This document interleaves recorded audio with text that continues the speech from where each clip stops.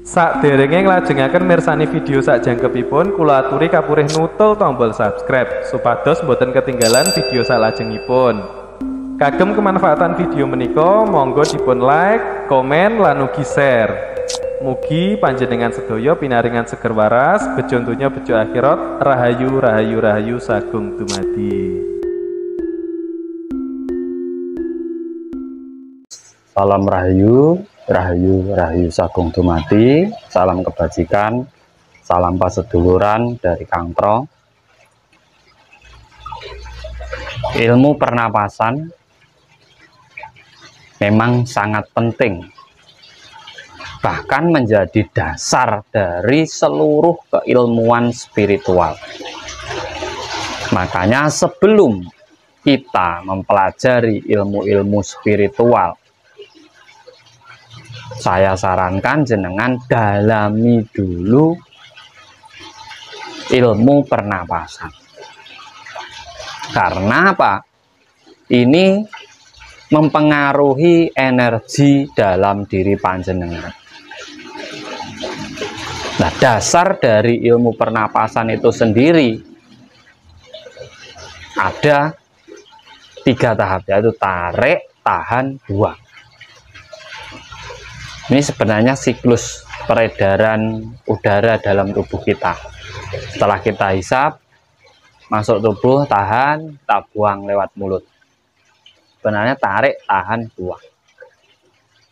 Tetapi di saat kita mengetahui fungsi dan manfaatnya, kita bisa menggunakan olah pernapasan ini untuk membangkitkan apa yang ada dalam diri kita. Sebagai contoh, ilmu yang sering berkembang sekarang digandrungi banyak orang, yaitu ilmu tenaga dalam. Tenaga dalam kalau di luar sana sampean harus dibukakan kuncinya, harus ada pengijazahannya, mungkin ada maharnya untuk membuka atau mengijazahi agar tenaga dalam sampean katanya terbuka. Sebenarnya di sini enggak, tanpa ada ijazah,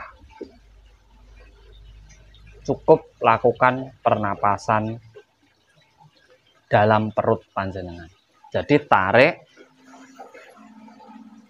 tahan di pusar, keluarkan lewat mulut. Nah, ini membersihkan energi negatif dalam perut kita. Nah, sumber tenaga dalam diri kita itu ada di perut. Karena seluruh makanan, angin pun yang masuk itu di perut.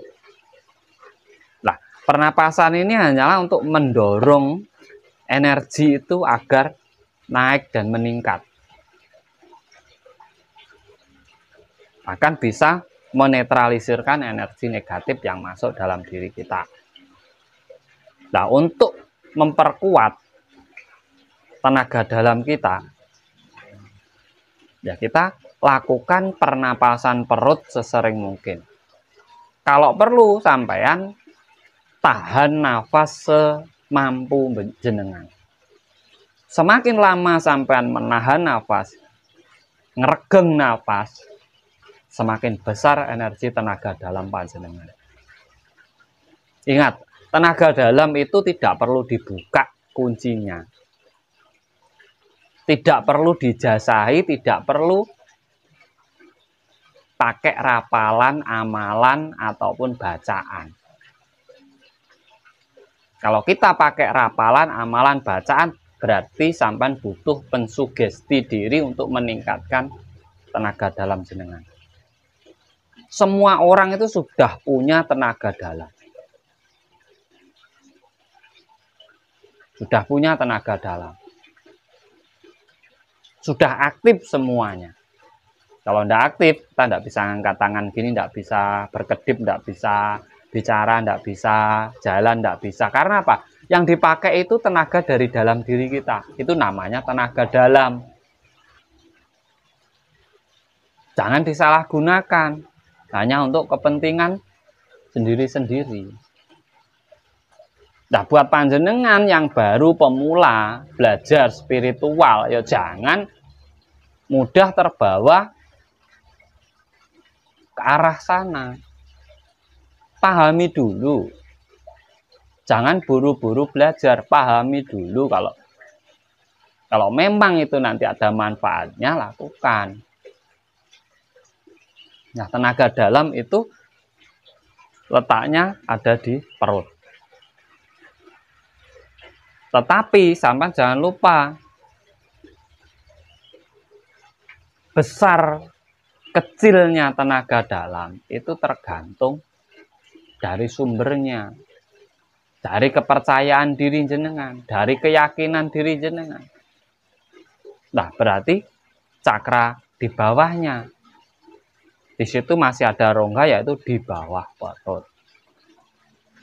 Nah, untuk meningkatkannya berarti sampean lakukan pertama, lakukan dulu sesering mungkin pernapasan di bawah perut. Belajar menguasai di situ. Tarik dari hidung, simpan bawah perut, tahan selama mungkin, buang lewat mulut. Bersihkan dulu energi-energi negatifnya. Walaupun tidak bersih semuanya, tidak mungkin. Karena dalam diri kita itu pasti ada energi negatif, ada energi positif. Nah, untuk meningkatkannya, tarik dari hidung, tahan bawah perut, keluarkan lewat hidung lagi. Itu untuk mendorong energi itu naik ke perut. Nah, setelah di perut, ini nanti hasilnya menjadi tenaga dalam.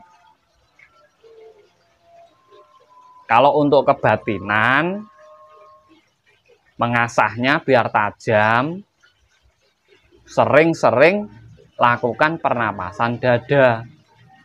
Karena di sini sebenarnya yang menutup ketajaman mata batin atau kebatinan jenengan itu adalah amarah jenengan, nafsu jenengan, sesuatu yang berlebih-lebihan dari diri jenengan. Jadi amarah dan supiah jenengan, paru-paru dan jantung ini tekan biar stabil terus. Di situ nanti ketajaman dari kebatinan jenengan ya akan luar biasa. Dan buahnya mata batin jenengan aktifnya juga luar biasa. Aktif dengan sendirinya, tidak usah diaktifkan orang. Orang lain itu tidak mungkin bisa mengaktifkan apa yang ada dalam diri jenengan. Kalau mensugesti itu ada. Mensugestinya lewat apa? Ya ucapan. Walaupun dengan gerakan itu kan mensugesti diri jenengan. Bahwa sampean yakin kalau tenaga dalam jenengan dibuka. Sampean yakin kalau kebatinan jenengan dibukakan. Sebenarnya yang membuka ya diri sampean sendiri. Tidak ada orang lain itu bisa membukakan. Karena apa? Ya belum tentu orang yang melakukan itu juga tenaga dalamnya luar biasa. Belum tentu kebatinannya juga luar biasa. Mungkin dia hanya tahu teorinya, dia hanya tahu tekniknya. Dari belajarnya. Nah, di sini saya jelaskan. Tenaga dalam dan kebatinan itu sudah ada. Itu buah dari pernapasan dasar. Karena di saat sampean melakukan pernapasan, otomatis sampean itu meningkatkan tenaga dalam dan kebatinan sampean. Jadi yang sering harus sampean lakukan itu pernapasan perut dan dada. Itu untuk tenaga dalam dan kebatinan. Kalau tenaga dalam sampean optimal, bagus, kebatinan sampean juga bagus. Kalau tenaga dalam dan kebatinan bagus, mata batin pun juga bagus, pola pikir pun juga jernih. Sampean bisa menahan rasa dalam diri jenengan, bisa mengontrol, bisa menempatkan diri. Otomatis pemikiran itu juga jernih, cemerlang.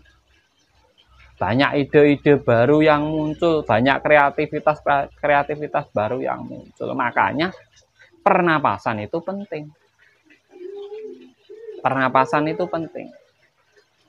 Untuk menambah keyakinan, kepercayaan diri, membangunkan energi diri, kreativitas diri itu ada di bawah perut.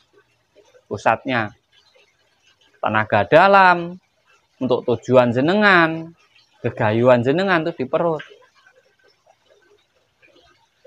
Nah, untuk kebatinan dada. Mungkin sampean sering marah, sering emosi, sering egois. Tingkah laku sampean tuh seenaknya sendiri itu di dada. Karena di sini tempatnya amarah dan sutiah. Nah, kalau penciptaan itu ada di kepala. Ini sensornya. Ini yang menyambungkan antara diri kita dan sekitar kita. Ini sensornya ini. Jadi doa-doa itu tersambungnya bukan lewat mulut saja, tapi lewat pemikiran kita. Di saat kata-kata sampean bisa masuk ke pemikiran orang lain, di situ juga akan menjadi nilai plus dalam diri panjenengan semua. Jadi kita harus paham, dalam belajar spiritual itu kita harus paham. Jangan mudah terombang-ambing. Kalau mau belajar yang jelas, jangan nanggung. Ya udah, yang penting kamu lakukan tirakat ini mantranya ini sudah lakukan. Tenaga dalam sampean aktif. Loh, jalurnya dari mana? Bisa ndak orang yang mengasihi jenengan ini menjelaskan kepada jenengan? Bisa ndak? Bagaimana itu bisa terjadi? Logikanya bagaimana? Urut-urutannya bagaimana? Penjabarannya bagaimana? Ya harus jelas. Karena apa? Di saat sampean suatu saat menjadi pembimbing, sampean juga bisa menjelaskan ke anak murid sampean, anak didik jenengan. Nanti di saat sampean suruh jelaskan, sampean ngomongnya, ya guru saya dulu seperti itu loh. Itu namanya bukan pembimbing, penjiplak, penduplikasi. Dan sekarang ilmu itu banyak dikembangkan. Banyak ilmu-ilmu seperti itu dikembangkan. Bisa mental-mental,